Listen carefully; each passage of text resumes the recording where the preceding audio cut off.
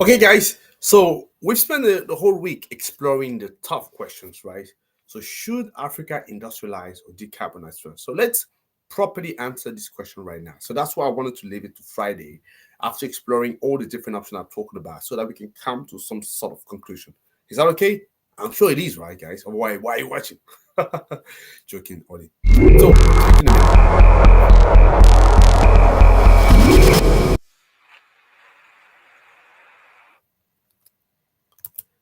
Hey guys, how are you doing? I'm Tony, the founder here of Renewables in Africa. So what we do is we raise awareness about renewable energy and sustainability.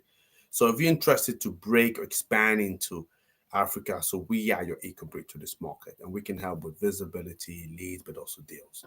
Or if you're looking to decarbonize, we are again at your eco bridge to sustainable pathway, and we can help with carbon footprint assessment, carbon reduction strategy, right?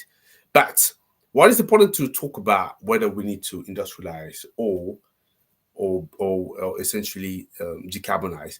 I would say the answer is maybe, guy. It's not binary.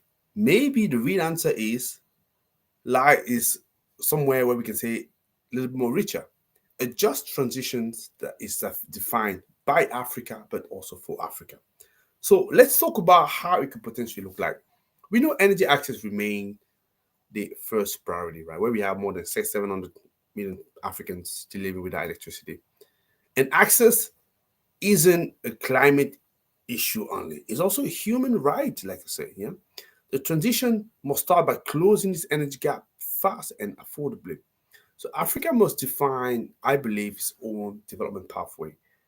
Not every solution should come from Paris, Brussels, Washington, but also should come from our capitals. So we need Africa-specific frameworks where climate, jobs, industrialization, equity goes hand in hand. So I believe, yes, I agree, gas can and should be part of a transition, but it should be at the same time bound and locally owned.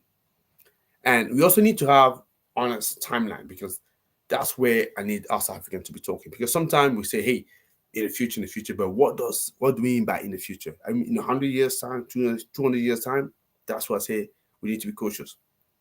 So if gas is used, let it power value added production, not just export. Yeah, let's be clear, right? And let maybe community share the benefit and not just carry the burden. So when it comes to climate finance, right? So climate finance must become justice finance as well.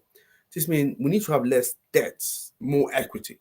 This means supporting African innovators, not just foreign contractors.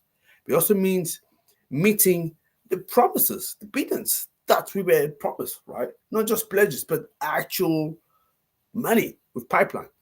And the just transition isn't just about emission, but it's also about power. Who holds it? Who uses it? And who benefits from it? Because here is the truth.